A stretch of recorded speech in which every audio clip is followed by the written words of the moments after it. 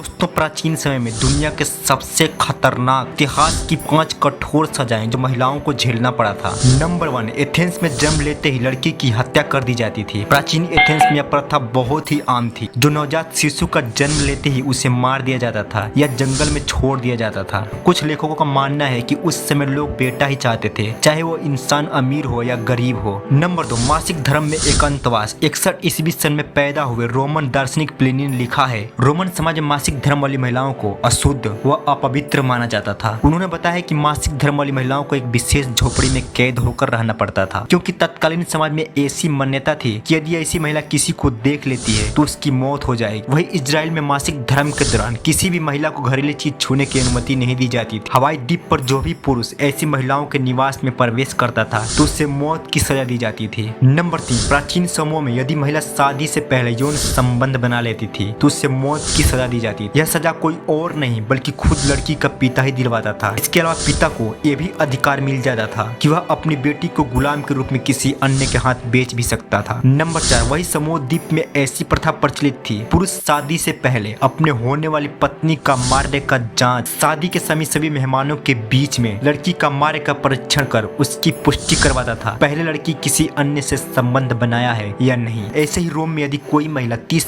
साल से पहले किसी अन्य मर्द के साथ संबंध बना लेती थी तो उसे जिंदा दफन कर दिया जाता था। प्राचीन इजराइल में भी शादी से पहले यौन संबंध बनाने वाली युवती को पत्थरों से मार मार कर मौत की सजा दी जाती। नंबर 5, भारत में सती प्रथा का प्रचलन। प्राचीन समय में भारत में 19वीं सदी तक सती प्रथा के नाम पर कई महिलाओं को जिंदा जला दिया जाता था। प्राचीन हिंदू समाज में यह घिनौना था, जिसके पति की मृत्यु हो जाने के बाद उसके चिता पर उसके पत्नी को जिंदा ही जला दिया जाता था, या कुछ महिलाएं खुद ही कूद कर चिता पर आत्महत्या कर लेती। ऐसी महिलाओं को सती देवी का दर्जा दिया जाता था। इस प्रथा को खत्म करने के लिए समाज सेवक राजा राम मोहन राय ने इस कुप्रथा के खिलाफ आंदोलन किया। उन्हीं के प्रयास से 1829 ईस्वी में इस सती प्रथा को पूरी तरह से खत्म कर दिया गया।